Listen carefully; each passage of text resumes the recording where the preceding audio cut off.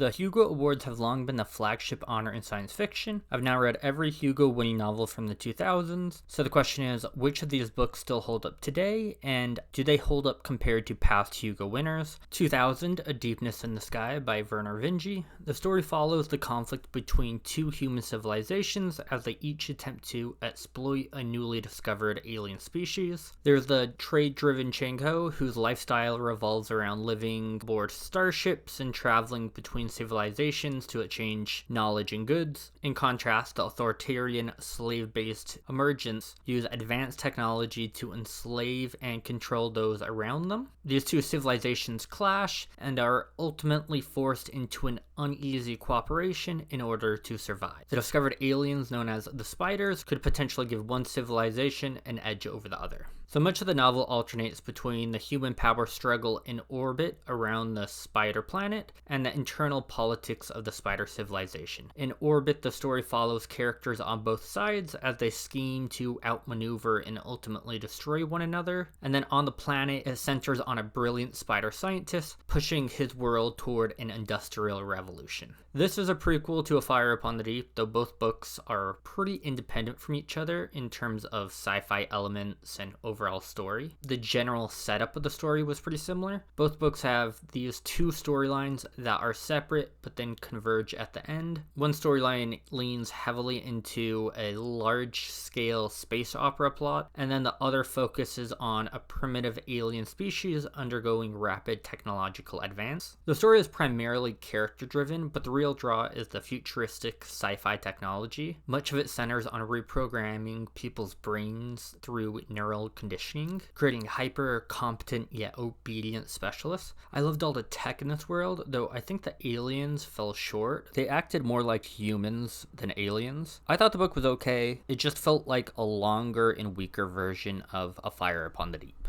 2001 was Harry Potter and the Goblet of Fire by J.K. Rowling. I mean, it's a great series, it's Harry Potter, but the Hugos feel like a strange place for it, so there's nothing more to add, really. 2002, American Gods by Neil Gaiman. The story follows Shadow, an ex-convict who takes a job as a bodyguard for a mysterious man named Mr. Wednesday. Together they travel across the US, visiting various individuals and witnessing strange magical events. Before long, Shadow is drawn into a hidden war between the old gods and the new gods. The old gods are mythological deities brought to America by immigrants, including Norse, Irish, African gods, among others. The new gods, in contrast, embody modern obsessions such as media, technology, and globalization. Through the story, it's explained that people's belief in a religion or general idea essentially manifests a god in human form. A god's power comes from the number of devout believers they have. So the more worshippers a god has, the more powerful they become. The fewer followers, the weaker they are. The book follows Shadow on a road trip as he encounters these nearly forgotten gods. It's a strange novel moving in a lot of different directions.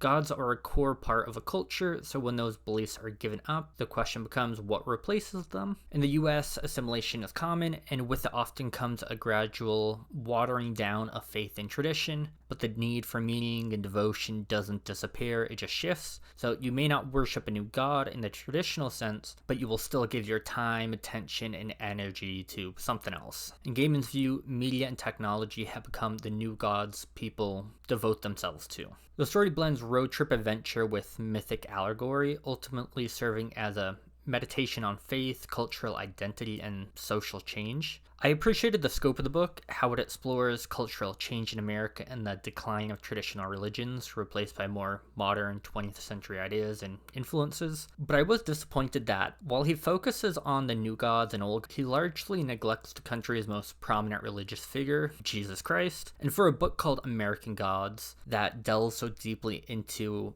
the spiritual landscape of America, it kind of feels like a major omission. And Gaiman does provide a reason to why he didn't include Jesus, but it comes off as somewhat of a cop-out. 2003, Hominids by Robert Sawyer.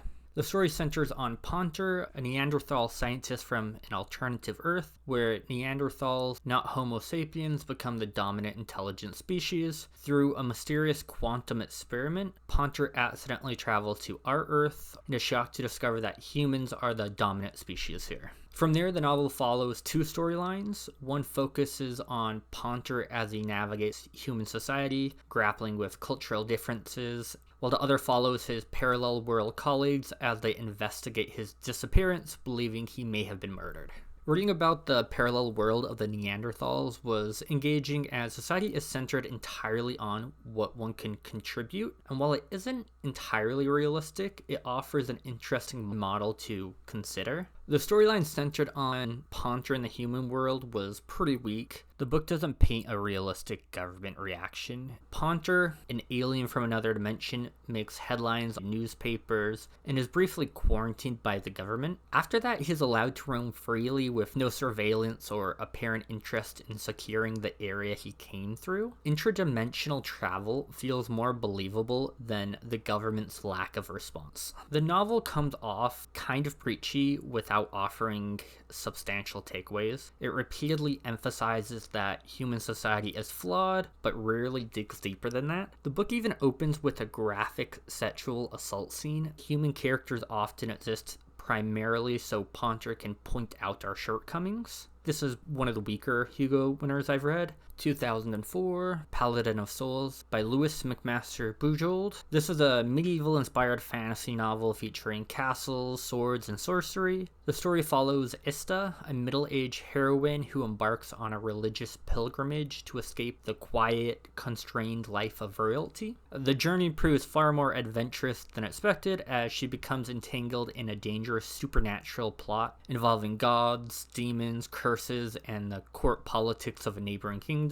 Ista's journey is one of self-discovery, and her colorful past, full of experiences and trauma, makes her feel pretty multidimensional. The magic system is interesting with its various gods, curses, and the way people view what's going on. It can be a little confusing at first until more details are revealed. The writing style is far more mature than I anticipated, and while the settings, medieval castles, and magic feel fairly typical for fantasy, the story feels more distinctive as an older female protagonist breaks many traditional fantasy tropes and expectations. I tend to enjoy McMaster's sci-fi more than her fantasy, though what I've noticed in both is that there's a lot of dangerous situations that are often resolved with characters talking their way out of trouble or with help arriving at the last possible moment. And sometimes it just feels maybe a little too convenient. If you read one or two of her books, you probably won't notice it that much, but this is my fifth or sixth book and it stood out a little bit more. This is the second book in the world of the Five Gods series. I read the first book, but you could just read the second, as McMaster recaps any important information you may need. 2005, Jonathan Strange and Mr. Norrell by Susanna Clarke is set in an alternative version of early 19th century England where magic has long fallen out of practical use. It survives mainly in scholarship and theory. That changes when Mr. Norrell and Strange prove that practical magic is still possible. Once they do, the English government takes an interest in their talents are put to use during the Napoleonic Wars. The wars function more as a backdrop than the centerpiece of the story. The true heart of the novel is the conflict between Norrell and Strange. Strange begins as Norrell's pupil in magic, but Norrell is far from an ideal teacher. Their philosophical differences eventually lead to a falling out, and they become rivals. Mr. Norrell is a reclusive, arrogant, book-hoarding magician who guards his knowledge. Strange, by contrast, is naturally gifted and impulsive. His demeanor contrasts with Norrell's cautious, controlling temperament, and where Norrell values restraint and order, Strange is drawn toward exploration and risk. Yet the contrast is not so simple. Norrell, though cautious, can be driven to reckless action when his ego is challenged. Strange, though adventurous, is capable of caution when he understands the danger before him. The main characters are done very well. They're complex and multidimensional. Magic in the world is rarely straightforward. The cost of performing it is often unclear, and its consequences can be far-reaching. As the story progresses, the main characters' frequently self-centered behavior allows them to ignore or remain ignorant of the dangers they are unleashing upon the world through the magic they practice. And I love that the magic system has constraints and can't simply be used to solve everyone's problems, but it's never laid out in exhaustive detail. There's an enormous amount of backstory about the various ages of magic, along with invented footnotes.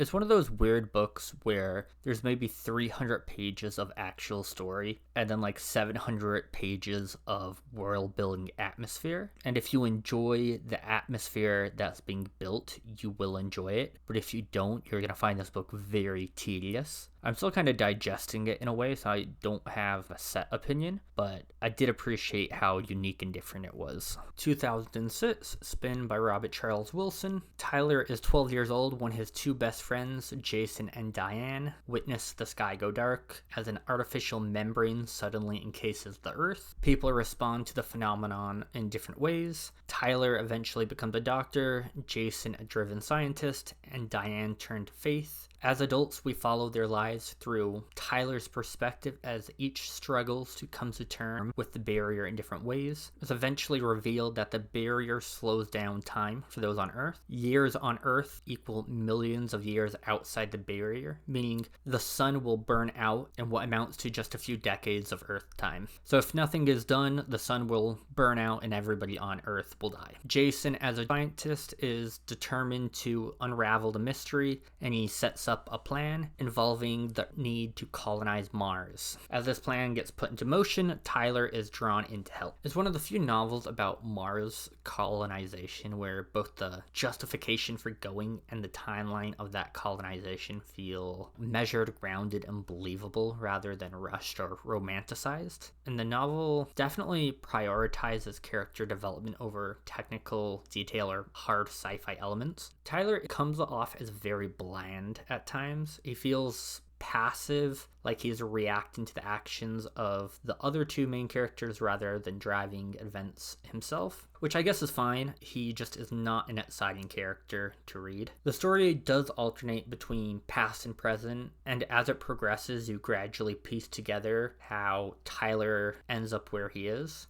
The ending did fall a bit flat. Character arcs are wrapped up, but you're left with more questions than answers regarding why a barrier was put up to block the stars. I think overall it was a bit of just a mixed bag. 2007, Rainbow's End by Werner Vinge is set in a near future where Robert, a once famous poet, has recovered from Alzheimer's thanks to advanced medical technology. He's physically rejuvenated, but emotionally and intellectually displaced. Robert must re-enter a world transformed by wearable technology. So think clothes or glasses, contact lenses that allow a user to pull up information from the internet either with just the movement of your eyes or the flick of your fingers. Robert moves in with his son and is forced to attend school to relearn modern skills. He struggles not only to reconnect with his family, but also to adapt to a culture shaped by immersive technology and a constant digital presence. And then meanwhile, a shadowy conspiracy emerges involving a powerful new technology capable of subtly manipulating human behavior on a mass scale. As different groups compete to control it, Robert is unknowingly swept into the unfolding plot. There are a lot of intriguing ideas about wearable technology that feel like they could be part of the future.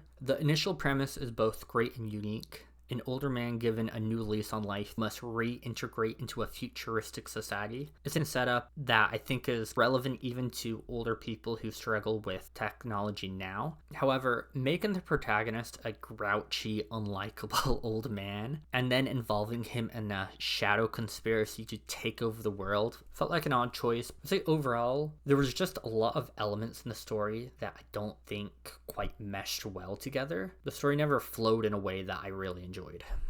2008, The Yiddish Policeman's Union by Michael Chabon is set in alternative history where Jewish refugees are settled in Alaska after the collapse of Israel in 1948. It imagines a temporary Jewish homeland that is now on the verge of being dissolved, with reversion looming, which is where control of the Jewish district returns to the United States. Political tension and uncertainty hang over the community. The story follows Landsman, a down-and-out homicide detective in the police force. When a troubled chess prodigy is found murdered in the same building where Landsman lives, he takes the case personally. What begins as a routine investigation expands into something far larger, revealing connections to powerful religious movements. On the surface, this is a hard-boiled detective story with all the tropes. Landsman is a detective who's an alcoholic, he's divorced, he's a loner who bends the rules and pushes forward in the pursuit of the truth. Where the book really stands out is its cultural immersion. The atmosphere of the novel is filled with Yiddish language, Jewish culture, and a bit of chess. The deeper political explanation of the world at large is kind of sidelined. The story did start a bit slow, but I thought the ending was the most compelling as it leans into questions of religious extremism and identity. It highlights tension between cultural Judaism and religious orthodoxy. The novel is definitely unique. It delivers a post-World War II alternative history of a Jewish homeland in Alaska, and it wraps this in a detective story just steeped in Yiddish language, Jewish culture, and chess. I enjoyed the book, but it felt like I was reading more general fiction rather than anything fantasy or sci-fi. 2009, The Graveyard Book by Neil Gaiman. This is a children's YA book about a boy raised by ghosts in a graveyard after his family is murdered. He grows up surrounded by spirits from different eras and learns various forms of graveyard magic. The danger is that the murderer who killed his parents is still at large and would like to finish the job. Gaiman's style often explores dark topics, but he blends them with a sense of childlike innocence and wonder, turning what could be a very grim story into something far more approachable. He weaves this wonder with magic, capturing the enchantment of childhood while also reminding readers that it fades as we grow into adulthood. Being able to write such dark topics but make it appropriate for a younger audience is compelling and impressive. So how do these books stack up against each other, and which ones do I think have truly held up? And when I ask whether a book holds up, I mean, do the ideas and characters still feel fresh? Would a modern reader who hasn't read much sci-fi enjoy it without needing a lot of extra context? Since these books are more recent, I'm also looking at how they compare to previous Hugo winners. Harry Potter and the Goblet of Fire, The Graveyard Book, and the Yiddish Policeman's Union don't feel like Hugo winners. With Harry Potter, it seems the voters got caught up in Pottermania, since this is the fourth book in the series and the only Harry Potter book that won. The Graveyard Book is kind of a children's book, and historically, children's books have not won this award. Alternative history books have won before, The Man in the High Castle, but the Yiddish Policeman's Union just felt closer to general fiction than to fantasy or sci-fi. I enjoyed all three books, but I don't think they hold up because this award doesn't feel like the place for them, at least if you're looking at the awards historically. Jonathan Strange and Mr. Norrell and American Gods are long, meandering books that don't follow a traditional setup.